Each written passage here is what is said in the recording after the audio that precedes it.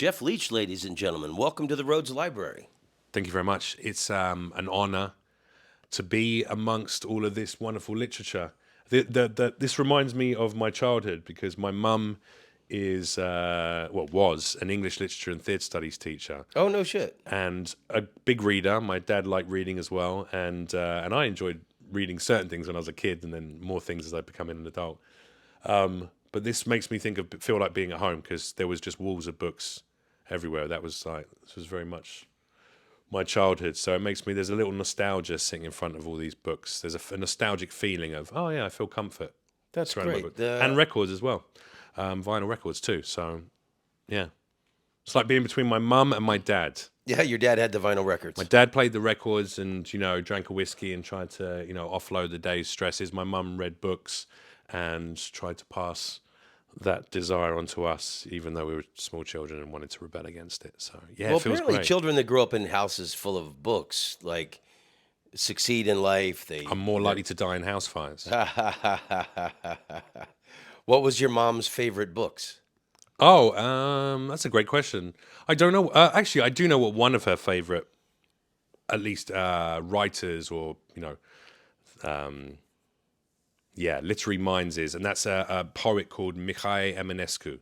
She's Romanian. My mum's technically Macedonian, but she was brought up in Romania. And Mihai Eminescu was like the poet laureate of Romania for many, many years and wrote. Does she identify more as being Romanian or Macedonian?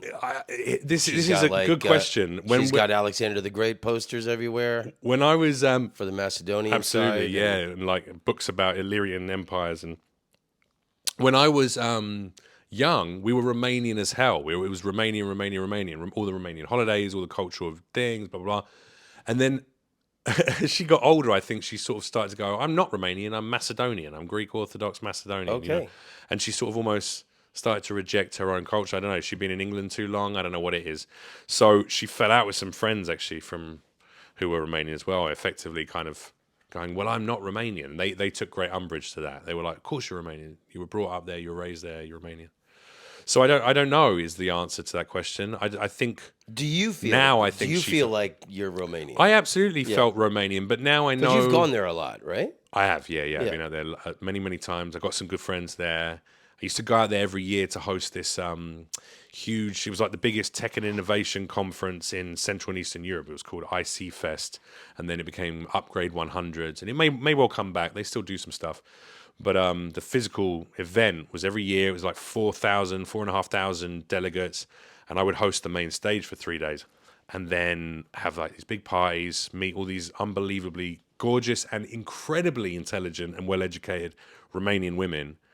And then 2 days after the event, the couple that I would stay with, who were swingers, would have a party and invite 10 to 15 women.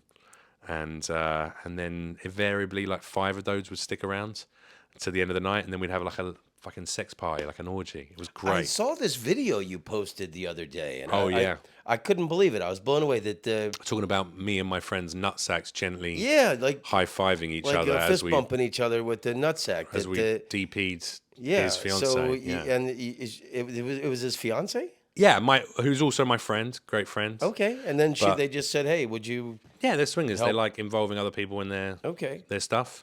And you're like crouched down, taking her anally. Yeah. And your balls are hitting your friend's balls. We've gone all the way from literature to DP. So I remember the Macedonian and Illyrian empires were quite impressive. Anyway, so my balls were slapping against another man's. But the honesty of that video, I've never done anything like that, and you've never DP'd, or have you ever had like a 3-way scenario or had sex with a woman but it was another man weird. present? I mean, I was really young. The 2 times where I was with me and another guy, we basically took turns, and now after seeing porno, I realize that 2 men can be. You get a little tired, or you get a little. You can be one of your muscles seizes up. I didn't know. Bro, take me out. I was really young. I didn't know that there were that many orifices on a woman. Another man could, approach from the other side. Sure. But you're like crouched down, taking this woman anally. Yeah. And whilst she was on top of him you and on your the buddy's couch. Balls are smacking? They were gently lapping at one another. Yeah, like a piece of driftwood on a gentle wave beachfront. It was I great. think you should consider writing a book. I've actually, that's very funny you should say that. This should be your opening paragraph. I got a actually my opening paragraph is going to be my when my life started, which is when my life really started, which was waking up from being unconscious on the floor of my apartment in New York, surrounded by a pool of vomit and a bunch of pills and empty bottles and stuff. So after a very weak, more of a cry for help than actual suicide attempt. So. But I got offered a book deal. And people thought it was a suicide attempt? I mean, people didn't think anything. No one knew about it. I was on my own, and I fucked it up. I didn't really want to die. You said you saw me in Edinburgh in 2014, but I don't. We might have met then, but my first memory of we definitely met. You were too. You were cool, man. You were a cool dude, Tom, and you were like one of very few American comics in a very British market. And you brought a lot of that American sensibility to stand-up comedy, which is having tags, having proper punches, having a laugh every 20 to 30 seconds at least, you know, even better if it can be every 10 seconds, you know what I mean? And so that really shone out and stood out, I think, in the British market, where we tell 5-minute long stories that have one punchline at the end. And the storytelling is interesting and fun, but I don't rate that form of stand-up as highly as I do the ability to keep people laughing throughout and keep those waves, riding those waves of laugh, big laugh, you know? In England, it's more like listening, intent, little chuckle, listening, intent, sweet moment, nice chuckle, small laugh, listening, intent, oh, and there's a laugh, you know, and that's the end of the story. Well, I found like my, because I used to go to England a lot. Sure. And I mean, you know, it was my bread and butter when I was living in Holland. I was flying back and forth, doing London all the time, mainly the Comedy Store and all these other peripheral gigs, and playing around the country. It always we never seemed crossed over at clubs. If we'd crossed No. over at clubs, we would have got to have a proper hangout, I think. But it was only at Edinburgh Fringe Festival. But yeah, and then I remember like meeting you at the Comedy Cellar when you were living in New York, which is where I'm trying to get to. But since you bring it up, it always seemed like, because I'm ready to hit them with like a powerful opening line, and English comedians don't come out and hit them with a joke right up there. It seems like they all dick around for a couple of minutes before they say anything funny, and almost like the audiences aren't like prepared. Sure. Sometimes for you to come out swinging. Yeah. I think I've taken, personally, I feel like I've taken the best, what I consider to be the best parts of British comedy and the best parts of American comedy, and fuse that into what I do. You know, so I tell stories, absolutely. I love my act outs. I'm definitely a flouncy little thespian like most British or European comics are, with the fanciful storytelling and the characters and really enacting the scenes of what's going on. But I make sure you're laughing. I make sure there's hits. I am fearless when it comes to crowd work or heckles and, you know, some people. And also I know you got to come out and bam, this is who I am. This is what I'm about. This is where we're going to go with this. Are you on board or not? And if you are, great, let's go and have a fucking laugh. And if you're not, I'll bring you. I'm going to drag you there by your fucking hair.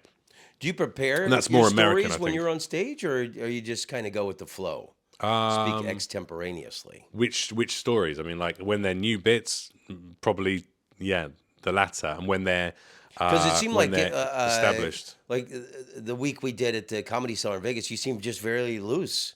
Yeah. And I was trying some new things. That whole bit about the testicles gently Yeah. fist bumping one another, the testicular fist bumps, I think was the line that came out of that week.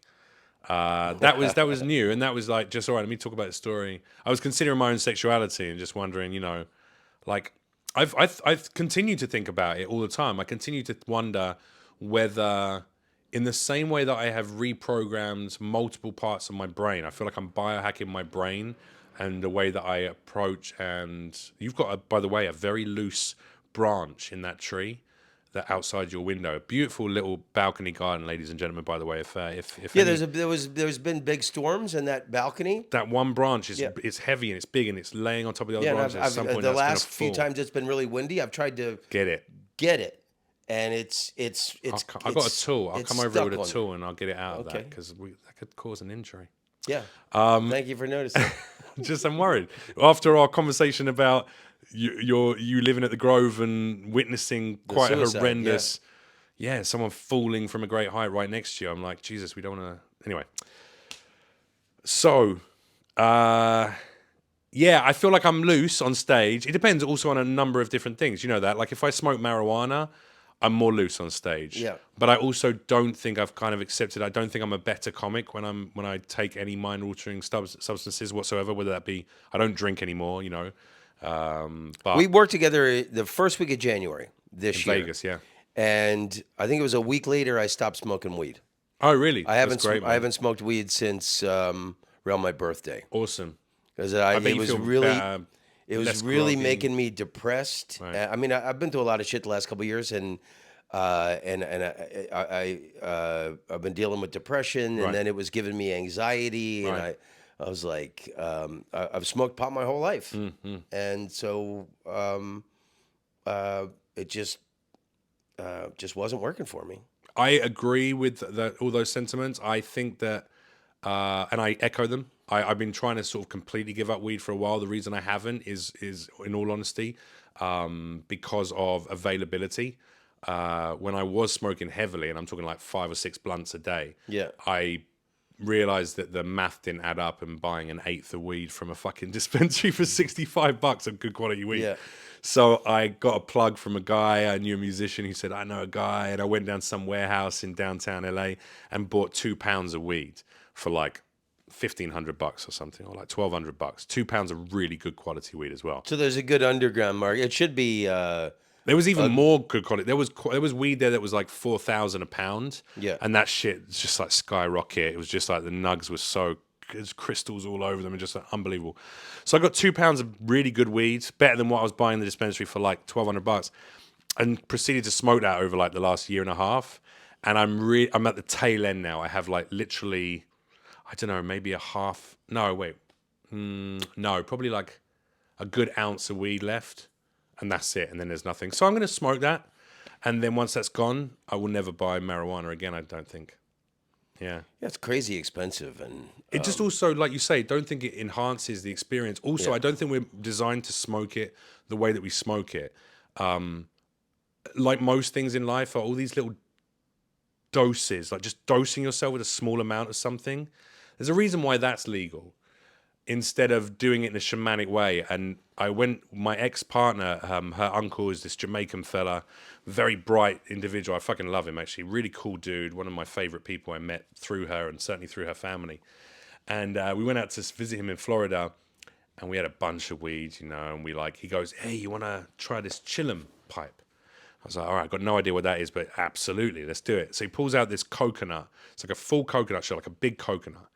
And it has a big thick piece of, like, you know, the fish drainage, you know, like fish tank pipe coming out of it. Yeah. You know, a big thick tube coming out of it. And then it has a big clay pot on the front of it that can hold at least a half ounce of weed. So he's like, we got to pack this thing out. So we packed the whole thing with half ounce of weed, firing up the whole bowl. It was huge.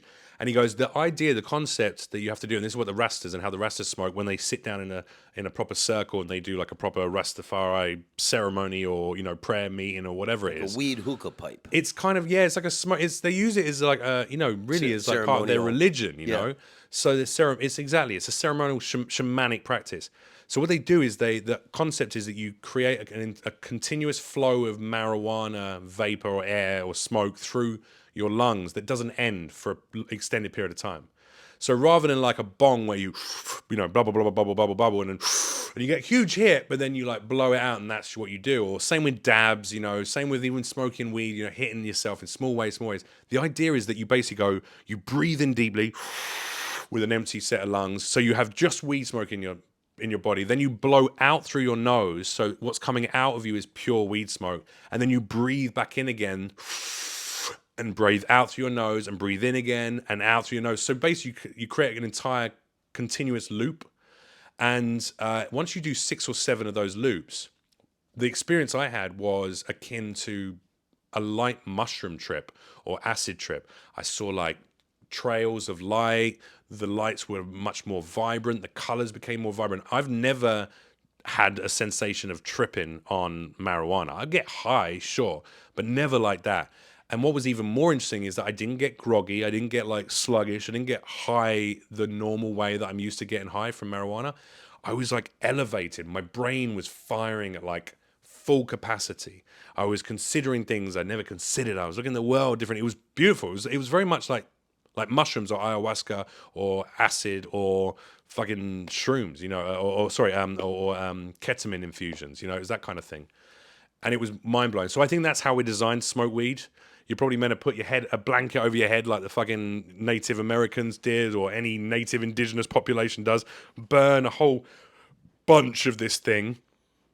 Inhale it until you start tripping, and then commune with nature or your higher power and fucking have a moment, you know, do some meditation. You're not meant to smoke it outside a bar in fucking downtown LA with a bunch of hipsters or being like, oh my God, dude, this is a really good strain, bro. You know, that's not how we're designed to do it.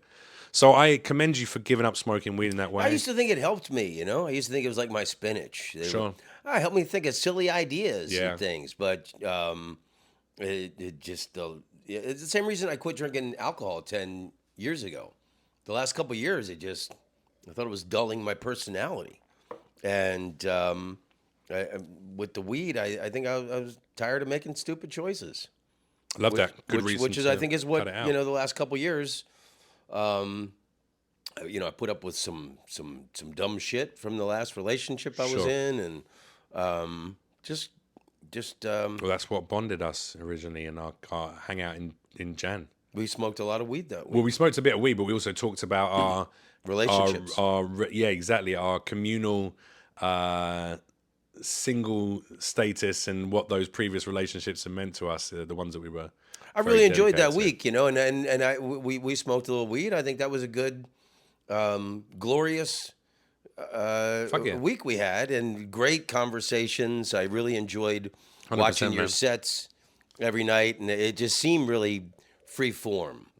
Thank you, dude. Sometimes it is, sometimes it isn't. I respect you. Oh, I appreciate it. Feelings mutual. So, but before we go on to anything else, let's back up to the, like when I saw you were living in New York. Yeah. I guess we did meet in England because I remember thinking, oh man, that's fucking cool. Not many British acts have the balls to come over. To the States, yeah. And then to tackle the beast of New York City, especially. That's financially, emotionally, everything is, that's a pretty big dragon to wrestle. So I was impressed that you were living there. So what happened that you felt? You said it wasn't a suicide attempt, but it was a cry for help. Like, what was that crash? What made you? I was an alcoholic with clinical depression, 3 decades of being depressed, and masking that with a lot of drinking, a lot of hard drugs, and a lot of casual fucking, really. So I kind of just went.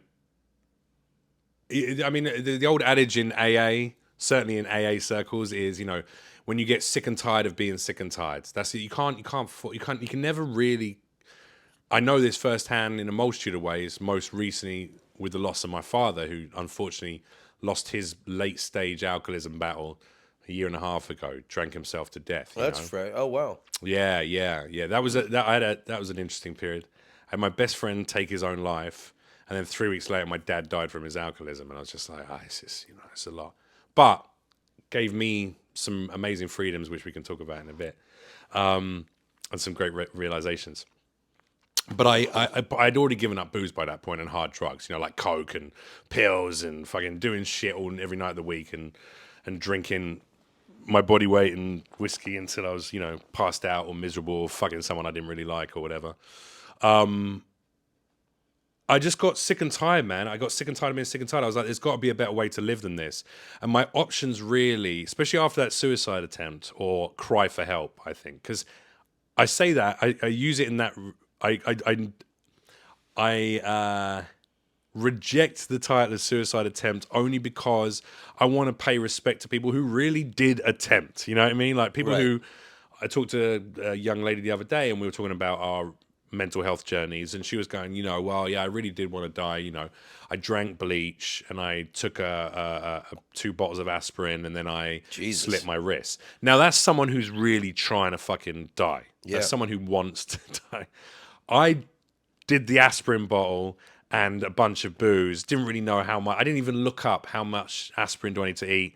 You know what I mean? And really, I vomited it all up. I ended up passing out and then vomiting it up when I was passed out, I guess. And the way I was laying, I didn't choke on my own vomit. And so I survived that experience and just woke up just hungover and also with the weird clarity of mind from the aspirin. I don't know what it was. Very strange. Like numb. And your headache was gone. Yeah, no headache. Well, it wasn't, and it was weird. It was an interesting feeling, and just felt like, all right, I clearly don't want to die because I'm clever enough. I'm not just clever enough. I have the tenacity and the ability, if I want to die, to fucking kill myself. Like these days, I can just pull my gun out of my safe and press it against my head and shoot myself. Right, This was the release of depression came about a year and a half ago after the death of those 2 men. I did hold my loaded Glock against my head and I did look in the mirror and went, either you do this or you have to make a decision to start living free from the way that you live currently, which is inherently depressed. So I started biohacking my brain is the process that I've been on over the last few years. How do you do that? 5 years of talk therapy, and after the death of those 2 men, the catalyst was psilocybin.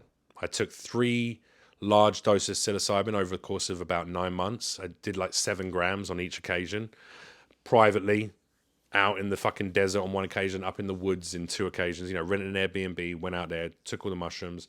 As soon as I feel myself coming up, just go and lay down, start to trip internally, assess things. The first time helped me navigate the pain I was feeling regarding the death of those 2 men and made me realize that it's okay. They're not gone. They were never what this is. Once you understand that you're not the protagonist of the story of life, you are just a speck of dust amongst an infinite specks of dust on a planet, which is a speck of dust amongst infinite specks of dust that stars within a cosmos, a galaxy that's a speck of dust within infinite specks of dust that is the entire cosmos that is ever expanding and then will eventually potentially retract. And I think that the retraction is connection of all energy. Once you accept that, and you also commune with a higher power and you realize how insignificant and nothing you are, whilst also being everything. I love the Chinese Taoism and Indian Buddhism outlook, which is not religions, even though the West has kind of labeled them religions. They're more cultural understandings, spiritual and cultural understandings of what existence is, rather than a religion. They basically have the concept that God is in everyone.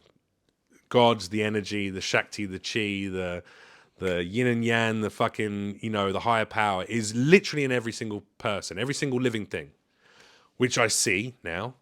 And so when you die, it's not a sad thing. You just rejoin that energy. You rejoin that one energy. I've always thought that. And I think I was, I used to do mushrooms once a year for spiritual purposes when I was younger. And for that, connectedness to the universe. And I've always... On your own? On my own. Okay, yeah, great. And I mean, always in nature. And I wish I'd started doing it so much younger. God, the things I could have seen. Especially in the desert with the stars is always epic. And always the belief that that God was in me and that we have all of life's energies, and that when we die, we return to the spiritual ocean of it. Like I've said this a million times on the podcast through the years, that I don't believe in a God, a guy in a beard. I believe that there's this energy force, like of nature. Like Spinoza believed God is nature, and that when we're in human form, we're like little droplets in our skin suits, and when we die, our little droplet of water just returns to the spiritual So I basically ocean think of energy. exactly the same thing. But when my father died in 2009 and my sister died in 2011, I think I had the opposite reaction of you. Like, it sounds like that was kind of a liberating experience, losing your best friend and your father. Where for me, the joy was sucked out of my life for a couple of years. Did you do mushrooms after their deaths? No, actually, I plunged into hard drinking. Oh, there you go. So we went And in an opposite direction. stopped drinking for pleasure. I was just like numbing the heartbreak. So that's the reason why, I think. It's like, prior to that, I was plunged into booze and escaping my problems. Then I started in therapy, gave up the booze, gave up the hard drugs, started working all that shit, blah, blah, blah, blah, blah. And then I got to a point where I was holding it together. And then I had to spend 2 years helping my dad try to get over his drinking and get him sober. And then he's off the wagon again. And he's back in AA. And then he's not. No, he's not taking his medications. He's getting onset of wet brain and, alcohol-induced dementia. What's wet brain? Alcohol-induced dementia, basically. Oh, okay. And then my buddy, talking him off a ledge a year prior and stopping him from killing himself, and then thinking that we were doing good work, and then getting through a year of him struggling and back and forth between good and not good. After that, I think I was just so tested. I was like, this has broken me. So I've given up the booze. I'm doing the therapy. I'm doing most of the good things. Something else has to break. And for me, it was the catalyst of psilocybin. It threw me into that understanding. So it freed me from their deaths by reminding me that of the things that you've just mentioned. Well, but you went the opposite way. You went from taking mushrooms and then understanding some of those things and then experiencing the pain and then doing something I lost touch that with will... it, and I hadn't done mushrooms. Alcohol will only further I hadn't that done misery. mushrooms for years, and I didn't think I was in the right headspace. And then I dealt with this heartbreak a couple years ago, and then the beginning of last year, I told you the story where I really had my self-esteem wounded. Right. And I went to Burning Man last August, and I did mushrooms a couple of nights. And had sex with a chick with paint on her titties, probably. No. I wish I had that story. Dust. But it must be a lot of dust and sand in the sexual encounters. There's even there's a big orgy tent there as well. Yeah, I drove. I rode my bike by there in the one afternoon, and there was. Did you smell anything? Was there a musk in the air? There was one bicycle parked out front. Really? I thought that was the saddest sight in the world. Everyone else walked there and stayed. There's one guy in there waiting. He got there early. Silently jerking off in the middle of it. Eggs. And he deviled eggs, bro. That's the worst thing you can bring to an orgy. In the desert. Yeah, exactly. Man. Yeah, I feel like. But it did reconnect me to the universe feeling and helped me with my depression a little bit. So maybe it's time to revisit the mushrooms since I'm totally sober now. Yeah, and if you're feeling that thing, this is the thing, because it's difficult for people who have embraced sobriety as well. I don't know what the right answer is. I think doing these things in a very controlled environment for very therapeutic reasons, not as don't take mushrooms throughout the week or go dancing and just take some mushrooms. Or you can if you're okay with that. I've always thought the best way to do it is outdoors in nature. Outdoors in nature. And like I say, I also think large dose, very purposeful intentions. That's how I like to do anything now, whether it's going to be mushrooms or I did a ketamine infusion at the beginning of the year, and that was mind-blowing. It was so much fun. It was enjoyable. It was great. I love just going, doing some psychonaut exploration of the cosmos, and I went inside an atom. I went down to the smallest, I saw what everything is made up of. Very black, an undulating black, almost like, I don't know what would be the correct words. You should know with this amount of reading. Like an undulating, almost liquid solid mass. As Morpheus, is that the correct word? As Morpheus, something like that. I can't remember the word. Someone is going to comment it on your podcast. Have you ever done ayahuasca? I haven't, but I will. But if I'm going to do ayahuasca, I want to go out to South America and do it in the jungle with a proper shaman. I don't want to do it with some fucking anything where you have to chicken. vomit before the effect. I don't mind. I've vomited with mushrooms before. I've vomited with a bunch of shit. It's a cleansing process. And also, you can avoid a lot of that nausea and a lot of that experience either with a medication that helps with that, which is what they did with the ketamine therapy. It was amazing. I had no nausea. And as someone who used to use ketamine heavily and regularly as a club drug, I used to wake up in the morning at 8 and rack up a fat line of it. You build up a tolerance very quickly, and then I lost a dear friend to it. 2 friends, but one who was very close. I got a tattoo of her on my right arm up here, Louise, and then I stopped doing it. How did she take it? Was she snorting it? Oh yeah, she was snoring. We were all snoring it. She wasn't injecting, but she in fact IV was the first time I'd ever done it intravenously. That ketamine infusion was the first time I'd ever done it. So nice, such a different feeling.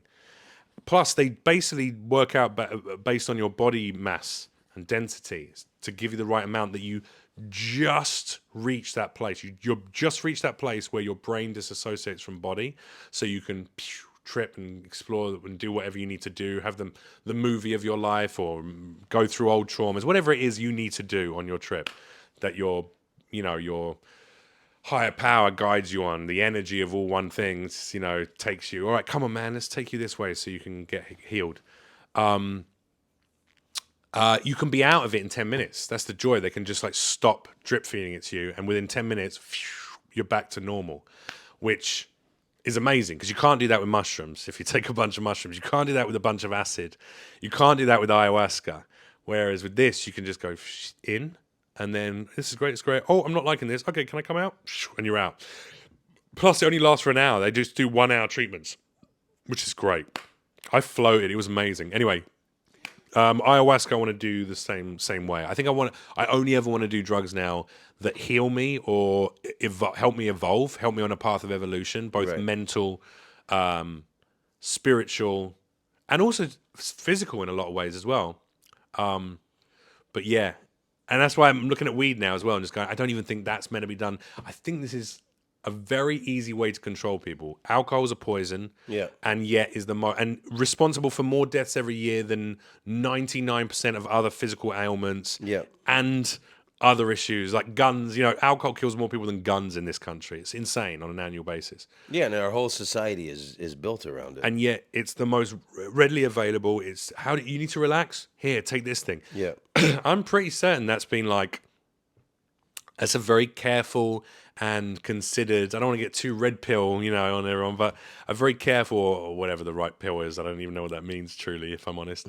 But I don't want to get too conspiracy theory. But I do think that, how do you control, if you're in charge and you own the top tier companies that run the entire fucking globe, how do you keep people docile? How do you keep them at each other's throats? How do you keep them not looking up and seeing where all the inequality is, but instead looking at each other with disdain or frustration or anger or beef, as that seems to be the thing right now. Alcohol makes people regret their own decisions so badly that they never question the actions of their government. 100%. Corporations. Keeps and you angry. capitalism. Keeps you bringing out all the worst unregulated emotional traumas that you've had throughout your life. It brings them to the surface in a very unregulated way. You fight. It keeps people in prisons. It keeps people in jails. It keeps people paying fines. It's a great tool to control a huge population. Yeah, and I agree with you. I think weed is the same way now. Yeah, that's why it's all been legalized. They've worked out a way, right, if we just give people this amount of it keeps them docile, keeps them dumb, it keeps them watching the same old shit on Netflix, it keeps them fucking buying junk food, it keeps them doing, it's really clever. Yeah. And I'm sure they'll find a way to do that with mushrooms, they'll find a way to do that with everything.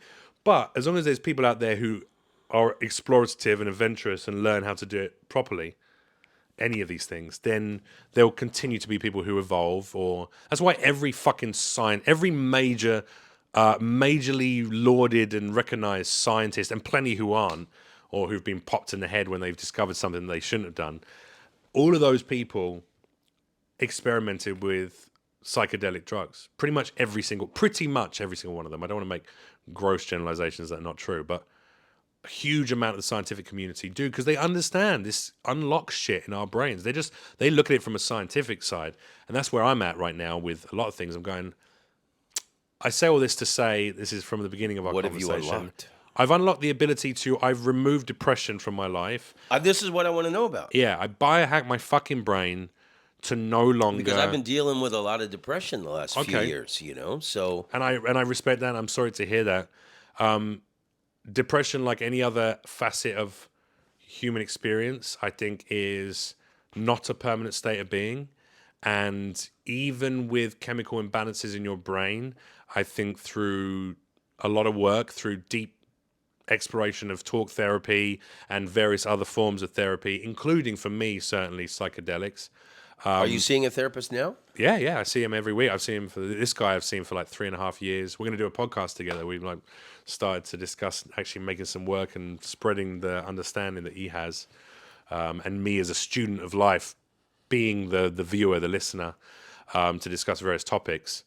But he, I basically reprogrammed my fucking brain. I have lived for 3 decades, certainly, thinking that I am a depressed person. Oh, I'm just emo. I'm just depressed. I have chemical imbalance in my brain. I'm just a depressed person. What I've realized is I'm not. I'm not a depressed person. I'm an effervescent, light, empathetic, fucking highly skilled polymath. That's what I am. And I love spreading love and learning, and I love learning from new people and new skills, and I love passing on any of that knowledge I can as a student rather than as a teacher. I think anyone who presents himself as a fucking leader or a teacher or a guru, all of these people are cult leaders in the making. They all want power, they want followers, and that's why I struggle with my industry so much, because the pursuit of followers and people who are voraciously want to eat up what it is you got to say or give to them That's actually is so in conflict with when I really thought, oh, I really fucking love this guy in Vegas, and you were saying, I don't want to be famous. I don't want to kiss anybody's ass. I don't want to. I forget how you said it, but I think I was talking about financial freedom as well. it's basically Financial what you're freedom saying is now. all my desperation is gone. So there's no like, I don't care now. I'm like, let me just make the best shit I can make and enjoy the process. And if that has an impact on people, wonderful. Like, I'm starting this new YouTube channel called An Evolution of Man. And the whole concept of it is I'm going to be putting content on there. It's been months. I should have had stuff up on there already, but I'm like, it will happen when it happens. It's all edited. I just have to do intros and outros for all the videos. It's going to be like physical, mental, and spiritual evolution of the self, right? Now, it's not going to be a resource for people to go like, hey, my name's Jeff Leach. I've been through some stuff. I've learned a lot of stuff. I died at a festival. I've had my head kicked in. I've fucked 800 plus women. I've done this, done that. Look at me. I'm the guy who's lived. And now I'm going to teach you how to live properly. It's not that. It's going, hey, I'm a dude who has made so many fuck ups over the course of my life, but has really, truly tried to learn from each of those, has tried to grow, has tried to evolve.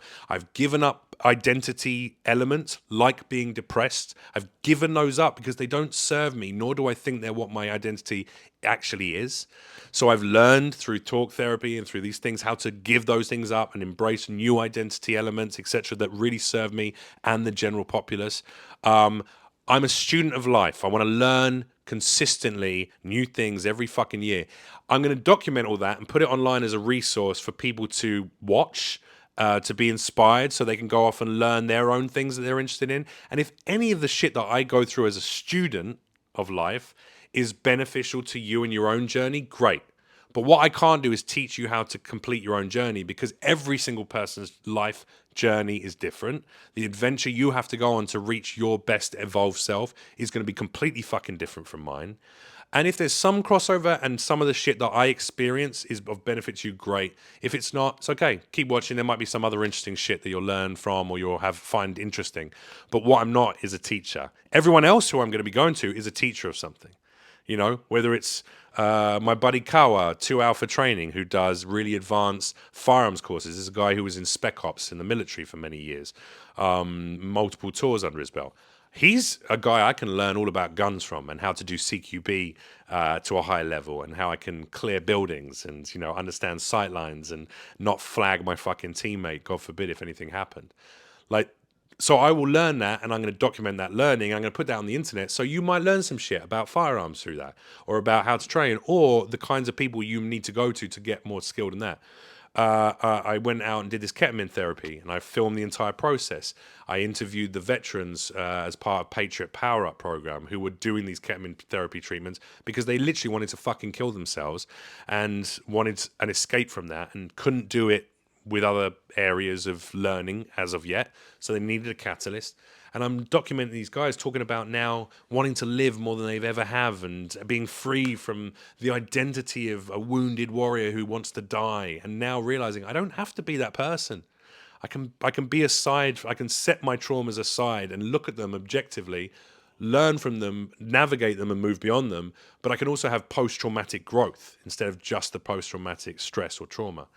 And like, I like that post-traumatic growth. I'm working on a documentary series right now that we're pitching all about that. So these things are helping me learn more about myself, more about the world, and I'm going to put that all out as information for others that might be of use to them. But what I am not is a fucking leader or a teacher. You know, I'm a dude trying to master every skill under the sun before he dies, because you're correct. Our bodies are just a vessel to get us from point A to point B, birth to death. Who we truly are is not the body. We're not the fucking conscious mind. We're certainly not the subconscious mind. We're certainly not the physical body doing its subconscious tasks, like processing the water we've just drunk or the coffee we've just imbibed. You don't even know how you do that. I certainly don't. You're none of those things. You're like 5 or 6 layers deep, according to at least a lot of Eastern spiritual practices and a lot of every great philosopher and, you know, fucking therapist, psychologist around the world has always said, you know, you get beyond all those things. And the hardest one to get beyond is the ego, which is that fucking voice in your head that tells you, oh, no, I don't want to get out of bed today. I feel like shit. I should just lay here, blah, blah, blah. Whereas if you listen to yourself, which is the spark of energy, the tiny, minuscule droplet of that one energy of all things, that would go like, oh, I'm not beholden to this feeling. I'm going to get up and go and have a shower because my body is dirty and needs a clean. So I'm going to go and do that. One thing I've learned in the last couple of years is your brain is not your friend. No, it can be. It can be. I mean, I understand that. And everything you're saying is... But you're correct. Mostly it's not. But you're just attacked by false thoughts and negative thoughts. And ego. You just got to smack that shit out of your head. Ego. Yeah. I smacked out my head by taking loads of fucking mushrooms and literally having 2 really poignant and particular ego deaths that, like I say... Tell me about your poignant ego deaths. Oh, the first one, like I say, was after my dad and my friend died. I went out to Joshua Tree. That's the moment I want to know about. When you said you had the gun to your head. Yeah. Is that the moment? So... And when you made the decision either fucking kill yourself or get I happy. basically went, the 2 men that I love most in this world more than anything, and 2 people that I loved... Two of the people I love most in the world are gone because they couldn't navigate my dad, his childhood trauma. He was very heavily like physically abused, not sexually, but like he was beaten the shit. Or I don't know. Certainly not by my great grandfather, as far as I know. He was beaten the shit out of by my grandfather when he was a kid, growing up, and so was his mum. And then once they got to a certain age, he stood up to his grandfather. It was a whole thing, and he never got free of that trauma. My grandfather never even gave him freedom. Even on his deathbed, he denied freeing his son. My dad basically told him what he'd done to him and how it fucked him up and how it hurt him. And he said, you know, and all I ever wanted to do was love you, Dad, and I did, and I treated you right, and I was always respectful, and I always was there for you. And you just never, ever acknowledged that you did this. And my grandfather, even on his deathbed, was just like, that's not true. That's not true. Well, I didn't do those things. You're exaggerating. You're full of shit, blah, blah, blah, on his deathbed. And that hit my dad hard. He never let go of that. And various other miseries and sad experiences from his life. So I was like, well, am I going to be beholden to the traumas I experienced throughout my life? Not so much physical in that way, but a lot of emotional abuse, a lot of, you know, fucked up behaviors by my parents, trying to do the best they could do to not repeat the cycles their parents put on them, but still not remotely having even one iota of the learning that a modern day person can have if they choose to seek it out, because therapy is so widely available, certainly in this country, and the concept of psychology and psychiatry and, you know, medications that can assist with those things. That's just, all of that shit just didn't exist in my parents' time. They were old. Yeah. My mum is still old. She's 75, you know.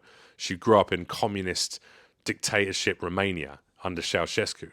She's like, you don't talk to a therapist. If you're sad, get happy. Yeah. Stiff up a lip. My mom was my Brit, you know, hardworking Cockney. You don't need a therapist. You need the Bible.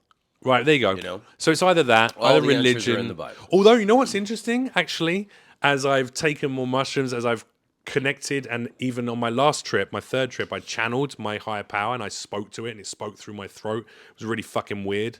And then my body felt like it was going to be ripped into pieces by that energy. And it said, you have to stop. We don't need to speak this way. I don't need to physically speak through your body. Your body will not be able to contain the power that I'm putting into you. So I went, oh, and I suddenly understood, and then we just started communicating telepathically. It was fucking dope. Scary, but dope. Wow. And I haven't done a trip since then, and that was a good... They're hard to top that one. Well, not hard to top it, because I think I'll experience it again. I think there's one part of me that's a little fearful, because it was a big experience, and I'm like, I wonder what comes after that. If I start communicating more and more with this power, am I going to end up being someone that people are nervous about? I think like, what's the fine line between tapping into what I truly understand to be a higher power and spiritual connection to the everything, but also being able to exist in the current human life I am in without people going, he's a fucking whack job. You know, he walks around he thinks he's talking to his God.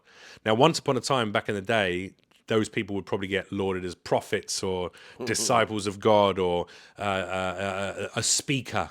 I'm sure in ancient civilization, the speaker speaks, he's communicating with the God speaks through him, and they're tripping balls on drugs and stuff is being said. And now, do I scientifically think that all of our brains are capable of different things? Maybe my brain, I come from a long line of people who are capable of channeling a conversation with a higher power. That could be the case. I'm grossly assuming a lot of shit there. Just because I've spoken once to a power doesn't mean that would happen every time. Doesn't mean it's a thing I'm capable of that others aren't, etc., etc. I've done a lot of research online, looked at MIT studies into channeling and things like that. Time travel through the use of ketamine, all sorts of stuff. There's a lot of interesting science out there surrounding this. A lot of it's theory, obviously, based on experiences. But I don't want to. I don't know. I want to slowly explore that path, because I don't want to go off the deep end to a place where people go, Jeff's fucking mental now. You know, he thinks he can speak to a god. That's It seems like crazy. You're fully embracing your life and joy, and I mean, obviously, you're having a better time in Los Angeles. Your life here, right? I mean, I can have a better time anywhere the fuck I am now. Because I really That's like you the told point. me you're embracing some of the manly shit that some people frown on. Like you have guns and you go to this. I have a gun. I have one. Yeah, I have a Glock 17. And Gen you go to 3, a shooting range and you shoot. And I'm learning to do like more advanced stuff with my firearms. Yeah, I want to be really high. I think anyone who owns a gun should be incredibly highly trained with it. I think it should be harder to get than a fucking motorcycle license. Like, you should have to do a course. You should have to show that you have the accuracy. So someone that who's is not an necessary. American citizen can buy a gun? Yeah, I'm a green card holder. I mean, like, yeah. Yeah, I think that would weed out a lot of the fucking craziness and a lot of the deaths relating to gun crime or gun deaths over the course of the year. And then a deep psychological evaluation. People should know that you're not a fucking whack job before you get to own a gun. And you should also have to be trained in it. It's one of the most dangerous tools on the planet. You should have to be highly skilled with it. So I want to be. And also, that also allows me to be prepared to, if I ever need to use that tool, which I hope, upon hopes, I never do. Right. But if I should ever have to use it for any reason, it means I'm going to really know what the fuck I'm doing. Like, it feels good right now, for instance. I've had a gun in my house for the last few years. I got it after the Black Lives Matter protests that I was in attendance of, because I saw neo-Nazis who obviously had CCW licenses, because the police stopped them and let them walk off with their guns strapped to their chest underneath their jackets. And I saw neo-Nazis standing on the fray of like peaceful Black Lives Matter movements, kicking up trouble. Some of them had firearms in holsters that they were flashing at people and stuff. And I was like, I'm not going to be the fucking progressive mind. I don't consider myself left or right wing in politics anymore. I'm apolitical in the sense that they're two sides of the same corrupt coin, in my opinion, like most governance around the world. So I don't even care about that shit anymore. I care more about like the ethos of morals and ethics that I stand by, and I want people to be treated equally. There are a lot of people who don't think certain people, because of their skin color, their sexuality, their gender, shouldn't be treated equally. I'm against that. I'm against that too. So as an equalitist, maybe would be the right term, I'm not going to be the equalitist whose door gets kicked in by a bunch of fucking Nazis in America, which is such an insane concept to me, that there are neo-Nazis in this country. Yeah. But Thriving. Thrive. Well, no, they're not. They're highly publicized by the media to give that sense. They're not thriving, neo-Nazis. Yeah, nationalism is thriving, but neo-Nazis, nah, not so much. I guess There's pockets. the nationalism aspect. Yeah, and they but pop that into the media every now and then to get people fearful of one another. So the left wing and the right wing can argue a bit more deeply, and so they can get more caught up and stop looking at the laws that are being I used to passed. get more caught up into the politics, anguish and angst, but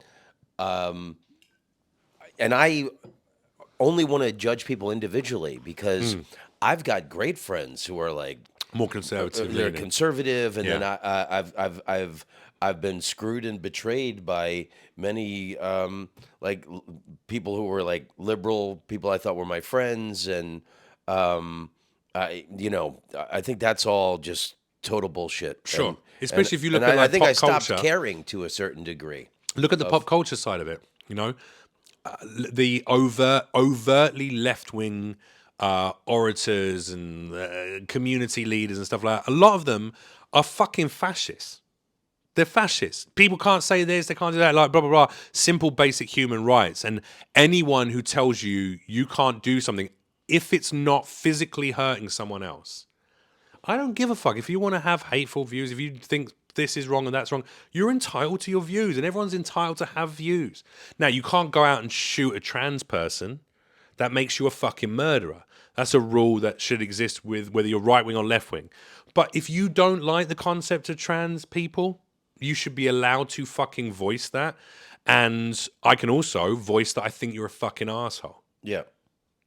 Right? Yeah. And that's people going, these people should lose their job, shouldn't be allowed to do this, shouldn't be. Well, they might be really good at their admin job. Yeah. They might be better than the fucking next liberal pink-haired person who comes in to apply for it.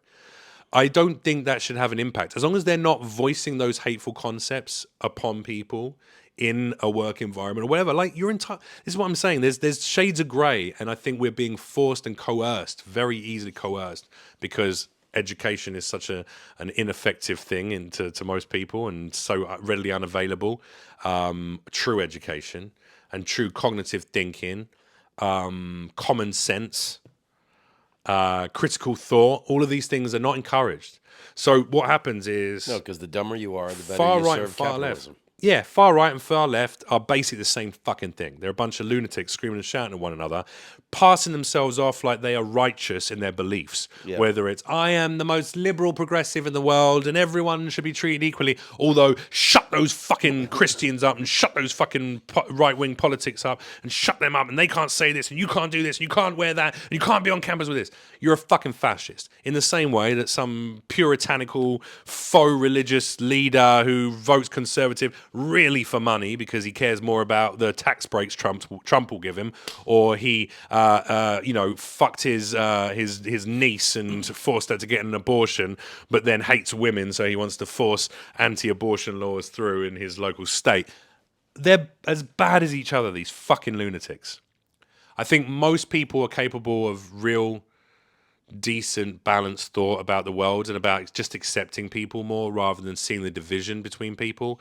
Unfortunately, I think we're being coerced and mollycoddled, completely the wrong word, the opposite, violently forced into a state of mind that pits us against one another, because then people never look up and see what's happening up there.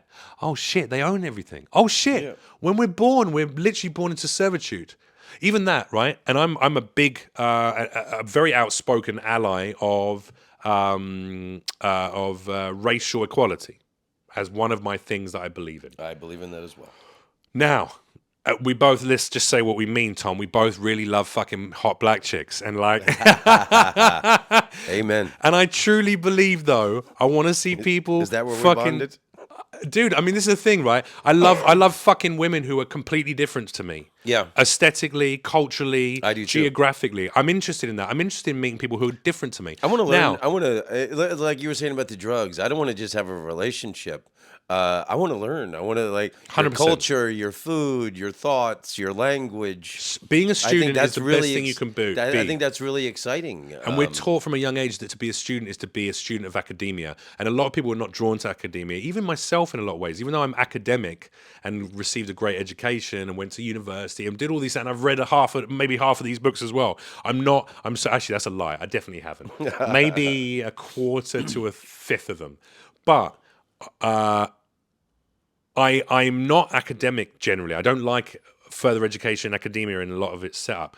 But when we're misled that being a student is being academic. I don't think it is. Being a student is wanting to learn, having a genuine interest in just learning about this fucking huge planet, to us that's huge, relatively, that we can explore, and there's endless things to explore amongst it, including the fucking people, the way they eat, the way they dress, the way they worship, the way they dance, the way they sing, the way they cry, the way they mourn, the way they celebrate life, the way they give birth, the way they die, the way they operate funerals. This is interesting. That's interesting. Should be interesting to anyone, and we're taught that no, be scared of different people. Now, well, I think that's not why I'm an ally. The overall political opinion on both sides right now is let them eat hate. Yeah, exactly. You know, yeah, They just, 100%. everyone just is so jacked up on hate Sure. and anger. I think we should have a war. But I don't think that's a default. I truly don't necessarily think that's a default setting for the human race. I just think, unfortunately, less people are given the tools, potentially internally in their fucking brains, to be as evolved as others, A. And B, I think a big part of it is heavy influence of power structures that want us fucking dumb, drunk, high, and arguing. Because dumb, drunk, high, arguing people are so easy to control and to pull the wool and to misdirect and to mislead. So easy. And you can see it in instantaneous ways on social media every single day. Yeah. You could say something divisive, use a certain phrasing, a little bit of NLP gets into play, a little bit of media push in the right areas, a little bit of money behind that, the budget of that reach. And all of a sudden, you've got a bunch of people arguing in your comment section, and you've got 12,000 likes on your post, and you're getting loads more views on your page because of blah, blah, blah. And that's why, look at popular culture right now. Comedy, beefing. Professional fighters, beefing. Rappers right now, Drake beefing with everyone. It wasn't just Kendrick, it's everyone. Metro beefing. Politicians beefing. Influencers. A lot of this is to do with social media. They realize that the easiest way, it's business. You get more followers if you're a cock. The algorithm rewards engagement. Engagement is most likely not from the best of discussion, but the worst of discussion. So to encourage awful discussion or really arguments is how you will get the most engagement, which gives the most algorithmical push, which either gets you the most followers, sells the most products, or gets the most eyes on what you really want to get their eyes on. Sometimes that's just misdirection. We don't want people to know that in the Senate right now we're passing a law that is going to affect the whole of humanity for the next 100 years. Great. Put some money into fucking Drake and Kendrick Lamar arguing and releasing diss tracks about each other. Yeah. Get the fucking media department out. Hey, here are the biggest. Who do we own at the top of which record label? Great. Do we own the head of Inscope? Of course we do. Right, cool. Get them to get this and tell them they got to do that. Blah blah. It trickles down. Now everyone's talking about some dumb fucking shit that doesn't matter. Whilst Israel's blowing up an Iranian embassy and Iran is responding with drone strikes and to misdirect and then a bunch of bombs, potentially kickstarting the inevitable downfall to a World War III. Let's just fucking what's that? This is argument cool. Trans. Let's make the trans issue. The concept of trans people is not a new one. I know. I had Not a this new one. conversation with my mother. How Native American tribes did. There's always been Greeks, mate, the Romans, ancient civilizations, the ancient Sumerians. The concept of gender being a very fluid concept is one of the oldest ones. Well, it's not like a massive part of the population, and then for people to think it's such a threat to the schools and their children. It's crazy. It's crazy. Now, are there shades of grey within that discussion, like the giving of hormones to prepubescent children, etc., and what the effects that can have on them medically? There is a bunch of discussion and debate that needs to happen within that thing. But really, it's like, here's an easy hot button issue. Poop. Let's fucking raise the fire up around that. Media, great. Let's get some politicians screaming and shouting about, great. Now everyone's arguing about who's got what hanging between their fucking legs and who wants what hanging between their legs, which, by the way, doesn't affect anyone. If you decided tomorrow you want to chop off your cock and you want to live as a woman, that does not affect me or anyone else in any fucking real way on a general day-to-day basis. Now, if you decide you want to pass a law that's going to give the power of all the seeds to fucking Bill Gates and let him buy up literally all the crops and put most farming communities out of business, to the point where farmers, have you seen the latest info about these farmers coming together and setting up their own, like, literally a bunch of farmers came together and built a huge, like, they basically built a union. They basically went, all the seeds are being bought by Bill Gates, making it illegal for us to grow crops. All of the farmland, all the small farmlands being bought up and monopolized by these giant, this World Health Organization and all these giant corporations that are owned by the BlackRocks, the Vanguards, the Blackstones, the fucking Rothschilds, the what they call the Duprees or whatever. All of these people, Duplass family, all of these people own everything. And I love it. These farmers went, we're fucked. We won't have an industry. We will be out of our land. The power will be gone, and we will be bought out eventually. We need to unionize. They effectively unionize and create this like big, mega, like independent farming entity to counteract it. Now, two things can potentially happen for that. One, it will either become so successful as an independent concept that it will eventually become commercialized, capitalized, and will become a huge company that eventually will get bought out by the top tier company anyway, because that's how business works. Or its core values will eventually be lost and there'll be corruption within it and it will falter and fall apart. Or some of these farmers will eventually just start disappearing. Just in the same way that every scientist who develops 0-point energy or a vehicle or a mechanism that seems to be able to run and create more energy than it takes to operate, which is effectively free energy, which could be turned into free energy for the world. Every single scientist who's ever discovered that either decides after they always try and patent their discovery because they all want fucking fame from it. They all want to be known for being the savior of humanity, because that's the greed of humanity, of the human mind. Is such a hard thing to conquer. And the ego. So they all try and patent their shit. And what happens is after they patent their shit, all of them, every single one of them, and you can find the fucking police records of their deaths, the mortuary records. You can look at it. You can find it. It's publicly available online. You just have to connect the dots, get a fucking map, stick it on your wall, become a lunatic, and start sticking red pins from A to B to C. And you'll be branded a conspiracy theorist, of course, and you will be told that you're a tinfoil hat guy, and everyone's, they'll destroy your lives if they have to, or discredit you. But ultimately, what you see is free energy exists, and every time they've either shot themselves in the fucking head, even though they were very happily married and had plans that summer and seemingly no issues, but suddenly they got very depressed and shot themselves. Or they get a sudden heart issue, and they died from a sudden heart issue. Every single fucking one of them, including Tesla, one of the earliest ones. That's crazy. Now, if you look at that objectively and with any modicum of common sense, you kind of go, okay, all right, well, someone's killing them and taking that resource. Who confiscates all their stuff? CIA, FBI. They always go in and confiscate it. Where do they put a lot of that equipment? In the Smithsonian. Why? Because the Smithsonian is the only museum which, by the way, has a huge fucking that scene in Raiders of the Lost Ark. You know when they put the warehouse. Yeah. That's the Smithsonian basically. Yeah. All the weirdest, trippiest shit that isn't in Area 51, where they put all the fucking 120 or so UAPs that they've recovered that they've now publicly, acknowledged in the Senate under oath with major generals. And they've told them what they can and can't say. And they've basically gone, yes, there are ships from other places we've recovered. Oh, we've recovered a pilot on one of those ships that is, I quote, not of this earth. Wow. So basically, they've confirmed there's aliens, bro, and they're flying vessels that we've recovered. Now, if you've got free energy and you've got vessels that you've probably reverse engineered, I imagine that would be the first thing any fucking engineer or scientist would do, especially a government entity. They want to know, how does this thing work? How do we make it work for us? How do we control the technology that's here?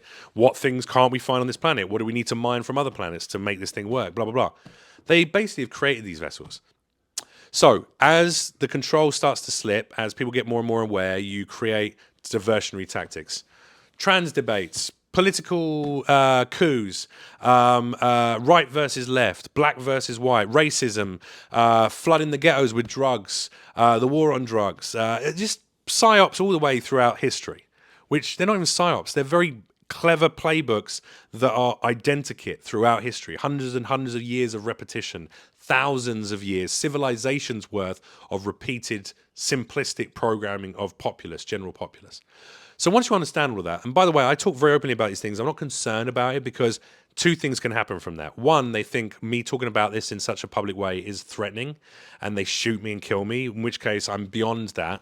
I already know that whenever I'm meant to die, I'm meant to die. And I've already evolved enough at this stage that my energy will go on to another exciting adventure once I'm out of this body. So I'm not worried about that. I later Sounds like you've cured your depression. cure my depression, but more than that, I've accepted my immortality in a very real way. Again, that came from two death experiences. One when my heart stopped, but one with like near death experience, and then also the mushroom trips.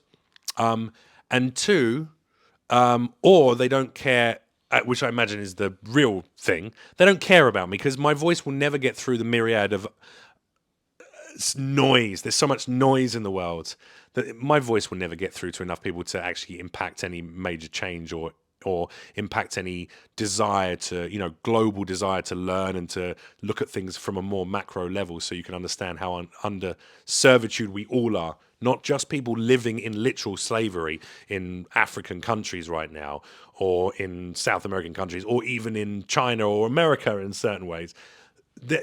Yes, that's very literal slavery, but we are all in servitude. We all live in servitude. We pay out money that we earn working for people that's owned by the same entity we're paying money to just exist on this planet. That's nuts. That's not how humans are designed to live. We're designed to be born and go, great, look at this. Fruit on the tree, free. Oh, let me learn some farming methods. Great, let me do that. Great, we can feed our village now. Hey, you teach me this because you're good at that, and I'll teach you that, and let's have purpose. Every single blue zone around the world, every single place where people are living until 100 years of age, general population, all of them have very understandable, simplistic jobs, and all of them serve a real purpose until the day they die. None of us really serve purpose now. What's your purpose if you work at a fucking advertising agency? To sell shit to other fucking dum-dums. Yeah. What's even our purpose? To entertain people, to give them some escape from their day-to-day existence. Now, there's a reason why I'm drawn to artists, because I think there's, as much as there is a very commercial and capitalist and greed and ego-driven element to a lot of those professions, storytelling is also a very important human... What's the most important thing? Is books, movies, comedy. Because through storytelling, you can empathize. Yeah. And through empathy, you start tapping into the higher vibrational fucking powers of what fuels growth, evolution. And by now, we should all be fucking flying around in spaceships throughout the cosmos, discovering new, highly advanced civilizations and going, hey, how are you? We're humans. We're earthlings. And some of those will be fucking nuts, and they might be full of hatred and anger and might be colonialist alien races. Some of them won't. They'll be a higher vibrational. I think if they've gotten off planet and really exploring the cosmos to that degree, they're probably more higher. They have a higher purpose than fucking enslaving people. Generally, you would hope. But maybe we're a product of an alien race that came to us back in the ancient Sumerian age and 5,000 years before that and before the previous ice age or whatever. We've probably been visited by a bunch of different fucking space homies. Some of them are probably dicks. Maybe the Egyptians were dicks. Maybe the aliens that we perceive as fucking Egyptian rulers that came from heaven to earth. Every story is the same throughout every major theology. Every single one. Heaven to earth. I mean, that's space to earth to land,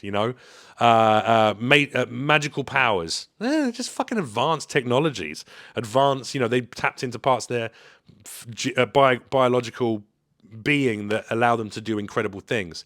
Bred us. We've been bred, the whole concept of the ancient Sumerians, which is documented in their texts and their tablets and their carvings, is that we're a fucking science experiment that went wrong at one point. The Anunnaki, came down and went, we need some slaves. Let's fucking splice a bit of our shit with some monkeys, these simians, and let's create some humans. Great.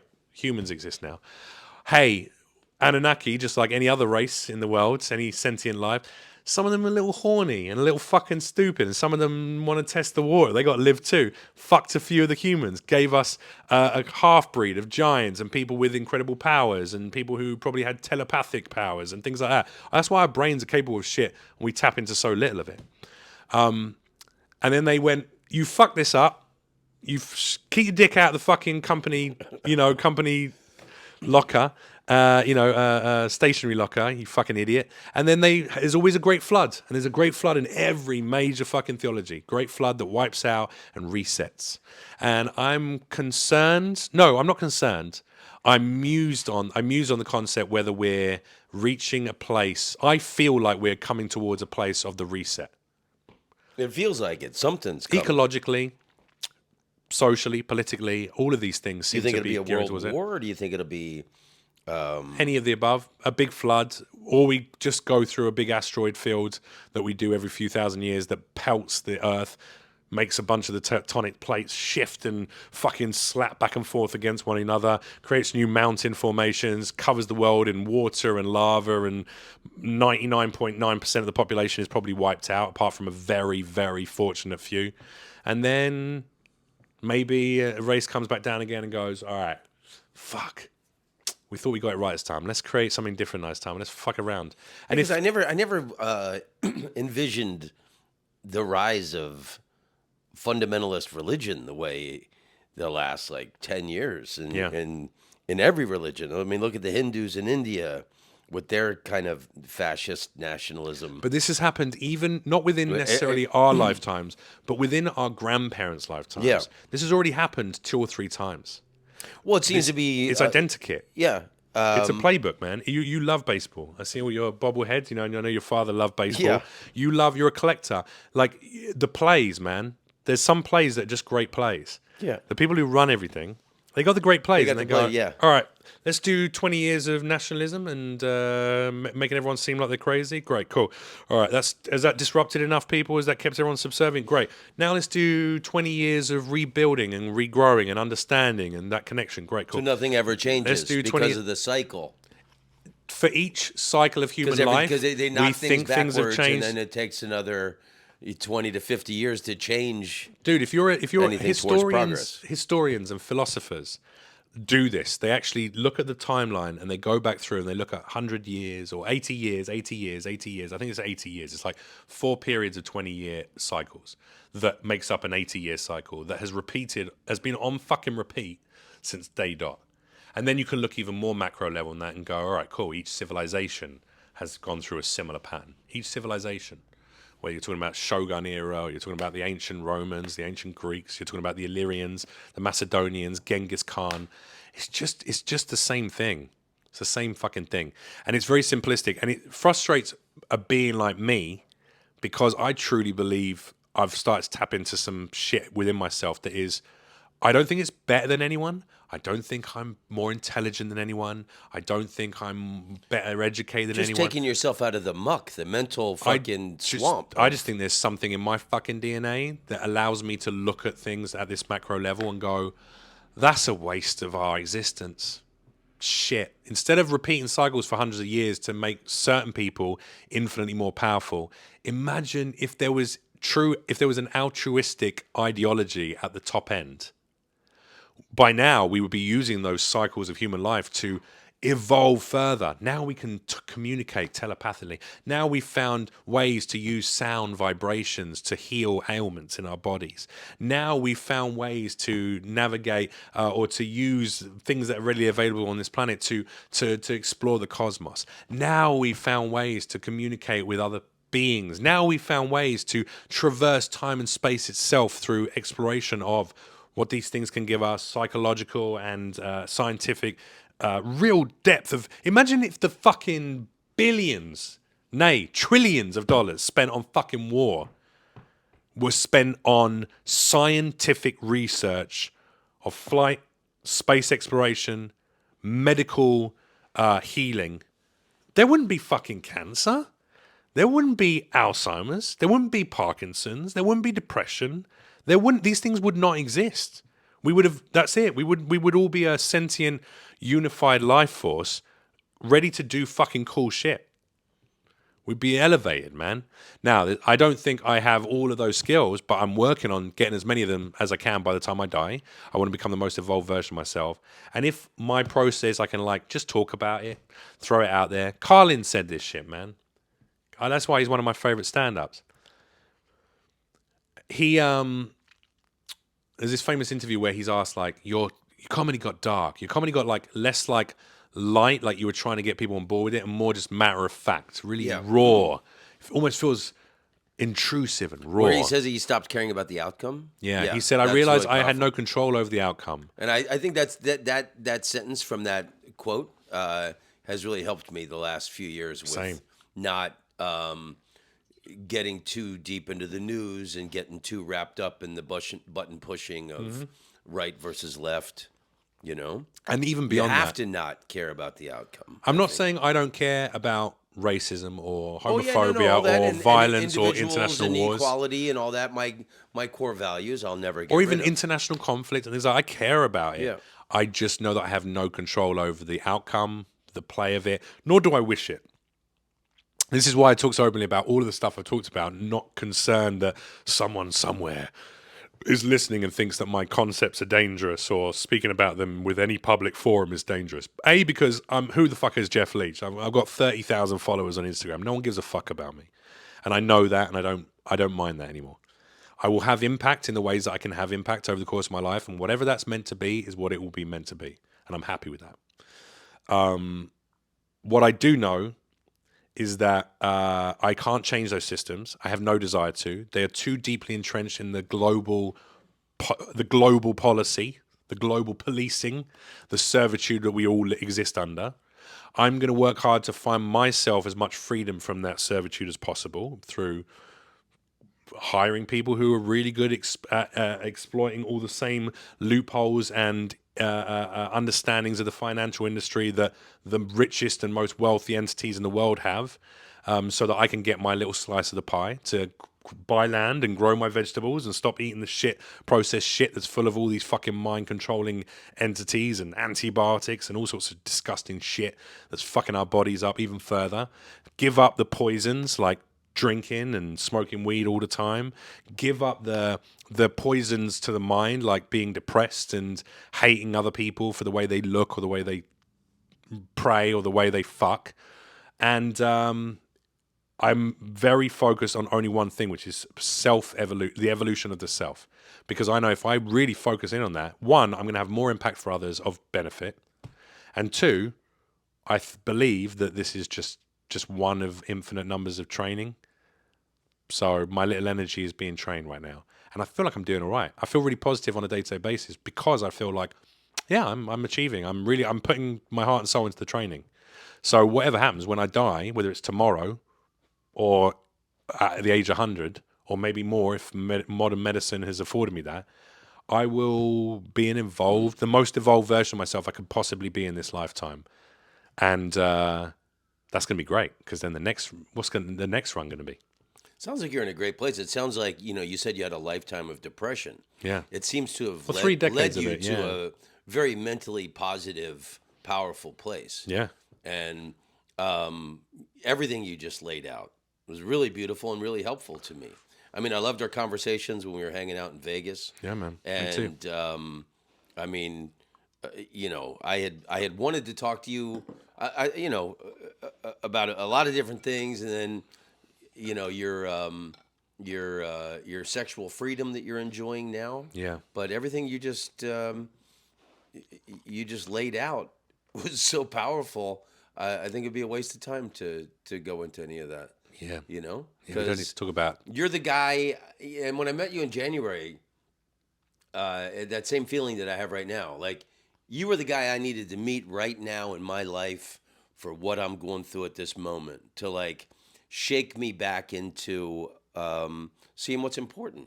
You're in a process of evolution, Tom. I've met people who are, and it's fucking dope. It's cool. I love speaking to those people because even if they're like, we're all at different stages of it. And also, there is no linear pattern to it. I don't think a process of evolution is just like certain spiritual leaders might disagree. You have to do this meditation every day and this yoga every day. Cool. There's different ways to meditate. There's different ways to stretch. There's different ways to engage your body. There's different ways to engage your mind. There's different ways to change your biohack your own fucking brain. Mushrooms was a catalyst for me. It was a I think cheat this book. conversation just biohacked my brain. Great, cool. Yeah. And conversations like this help me in that way as well. You know, I just think, yeah, man. As long as you're trying to evolve, you will evolve to some extent, whatever that level is. Well, I feel great. like that's what I've done my whole life. Like I didn't go to university. That's why I've spent my life reading books. Yeah. And traveling because I wanted to evolve and be a global citizen, be a compassionate human being on the earth. Yeah, so you pick two much better ways, I think, or much more effective ways to educate yourself than an organized education at university where they go, right, this is the books you have to read and this is the way you have to understand it and these are the things you should say. This is how you structure that. You've done it from a place of let me digest all that stuff, but then, and cultures and travel and people, but let me make up my own opinions based on what I'm experiencing. And I think that's where a lot of division comes from. People just don't have the opportunity and are certainly not afforded it anymore. Travel, the concept of going on a holiday for the average American, Yeah. leaving this country, leaving the state, maybe. Leaving the country, very difficult for people. Most people can't afford that. So how the fuck are you ever going to... Of course you're going to be a nationalistic idiot who fucking hates people from other countries because you've never gone to one. You've never gone and eaten in India. It's easier to be racist and narrow-minded than you're saved the trouble of judging someone individually. Also, racism, you know what racism is? I see it as a very simple construct. It's a way to make certainly white people in this country, in the Western world, feel superior to other people. So even if they're getting fucked in the arse, which we are, Yeah. the average white person is not living in a fucking mansion. Sure, it's more white people living in mansions than black people. Sure, there's more people of color struggling and in poverty than there are white people. But plenty of white people struggling, plenty of white people on the fucking poverty line, plenty of white people blue collar jobs, plenty of white people struggling just to get fucking by day to day. But there'll never be a black person who might get shot in the back of the head by a cop. I'm white, I'm poor as fuck, I've got no teeth in my head, and I play a banjo, and I live in Alabama. But I know if I get pulled over by the cop, he's going to be, man, what are you doing, Roddy? Oh, no, shut up, man, come on, I'm just doing my thing. Get out of here, come on. Whereas if it's a black dude, he gets pulled out of the car and slammed on the fucking floor. So I am above him. That's the concept of racism, I think. It's a way to keep even the dumbest, fucking most in servitude white people who are struggling feel like they're still winning in one way. And insane. Why would they want to break up that system? Right? Yeah. Right? Because you'd be giving up the last thing that sets you above someone else. It doesn't deal with racism, but have you ever read the book Ragged Trousered Philanthropists? No. It was written about 100 years ago, and it takes place in England. And it's all these guys, they're working, and they're like house painters and construction guys, and all of them are broke. They got to rent their own furniture. They can't even like clothe their children properly. And they're just all so nationalistic and patriotic. And some people come to the little village wanting to talk about socialism or like having little rallies, and they get their asses beat. These guys are so staunch and violent about protecting the system that keeps them poor and broke and angry and stupid. Yeah. Yeah, it sounds like most of the world, I think. Yeah. So here's the deal. Like Carlin, it's not my job to change it. That's why I'm not a threat to any of these entities or these structures, because I'm not trying to lead a revolution. I don't give a fuck. I haven't got the time and the energy. I'm working on me. That's going to take my entire life to do. And what I will do, though, is I'll put some information out. I'll document my journey because I'm a storyteller, and that's what storytellers do.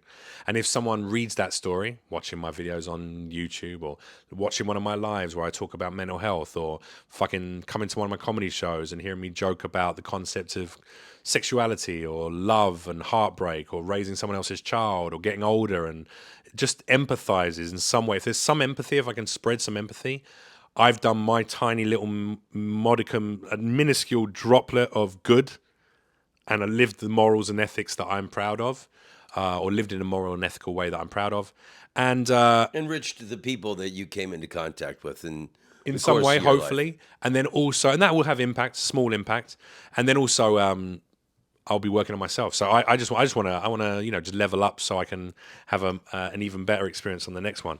And I think the concept of reincarnation, as much as yes, we made our energy once it's left this vessel, maybe it goes to the other side of the cosmos and drops into a completely different species, the other side of the planet. Maybe I'm a fucking weird looking dinosaur type creature that, has intelligence and stomps around and just fucking eats trees all day. I don't know, whatever the fuck it is.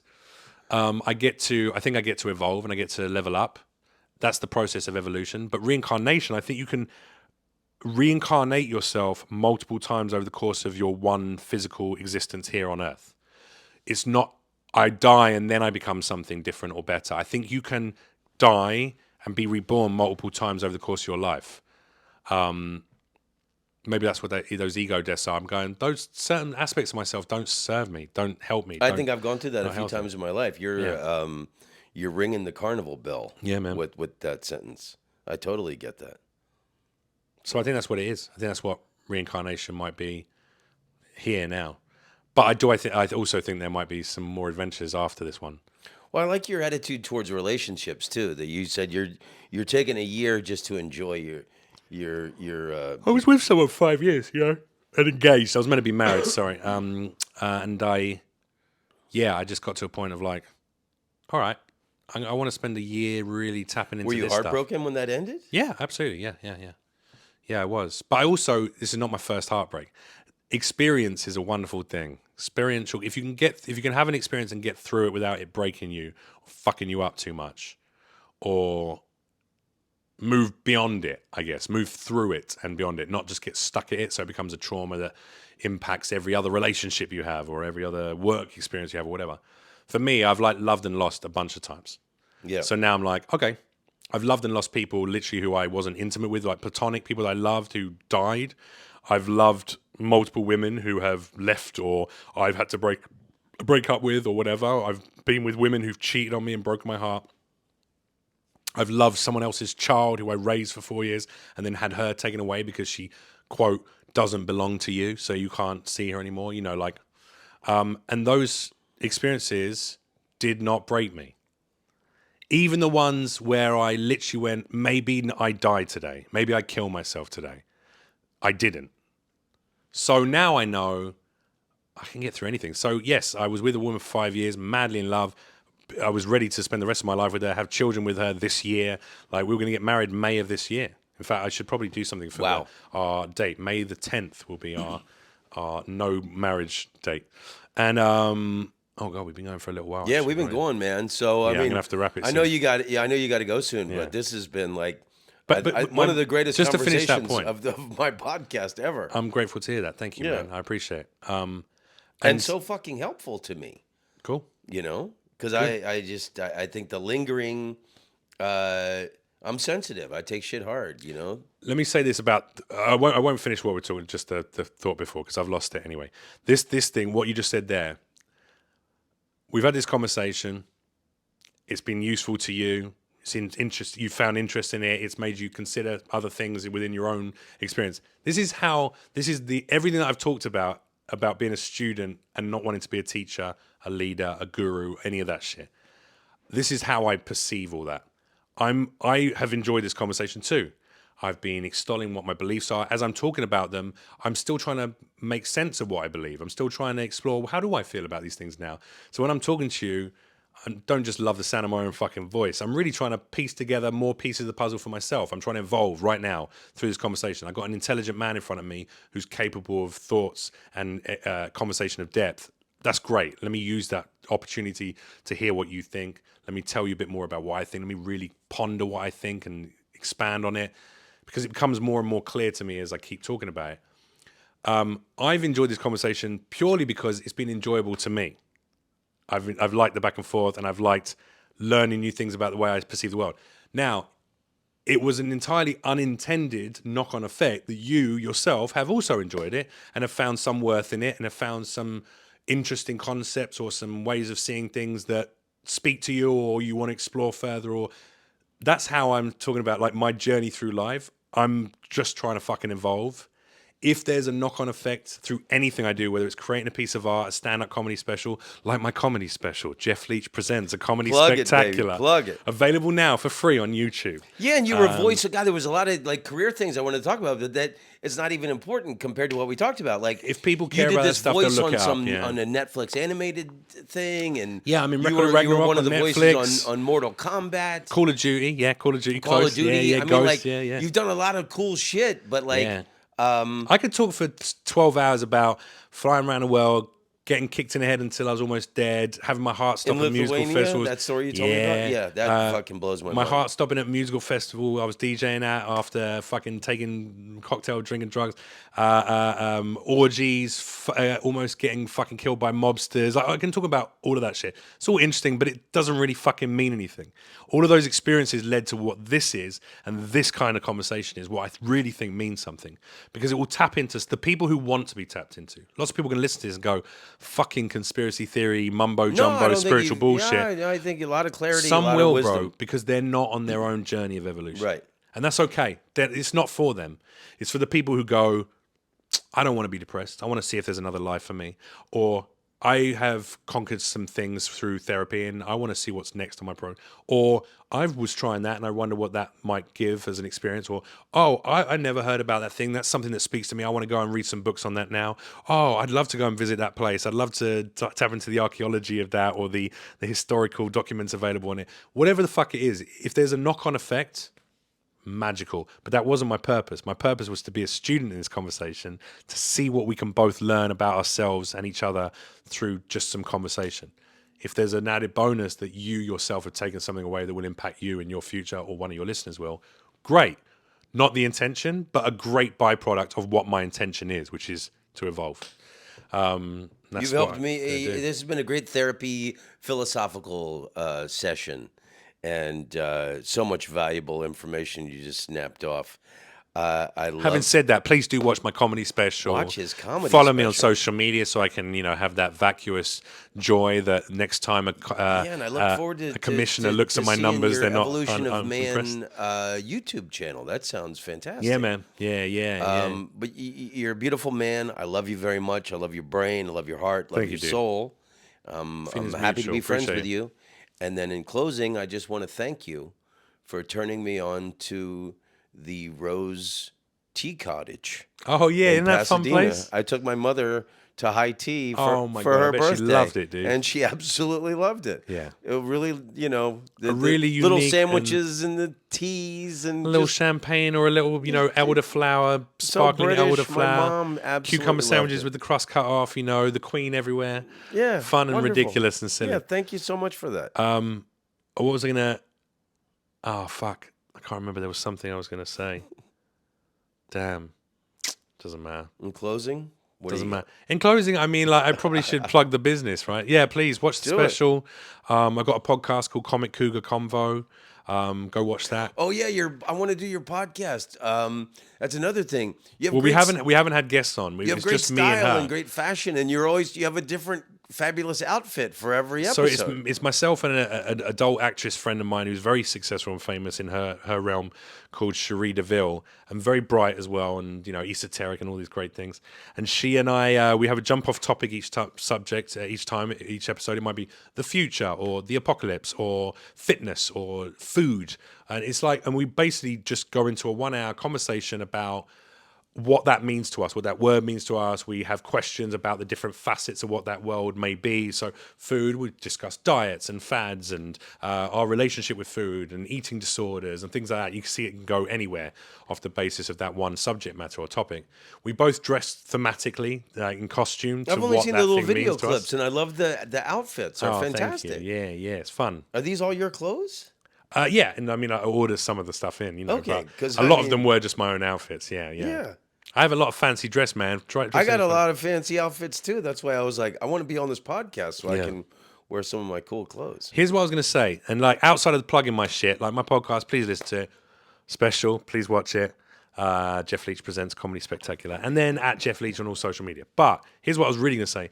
If people want to try and take some of what we've discussed over the course of this hour and a half, which is, I understand it's heavy thought, it's quite in depth, it's probably speaking to people who are already on this path to some extent, and I hope my matter-of-fact demeanor makes it more accessible to people who aren't into spirituality, aren't into mushrooms, aren't into psychedelic drugs, aren't into the science of it, aren't into religion, aren't into theology, aren't into history. At least I kind of go, look, I'm not a hard out fucking hippie wearing pants and eating vegan. I'm not a fucking right wing this or a left wing that. I'm like an independent thinker. I'm like blah, blah, blah. I want to make it more accessible to people to go, are you just someone who's fed up with looking around at how miserable the world is? Well, guess what? There's another way to look at it. And you just have to do a bit of work on yourself. Really, that's what it is.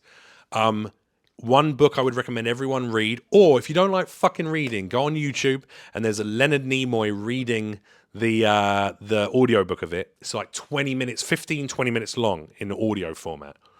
It's called The Last Question by Isaac Asimov.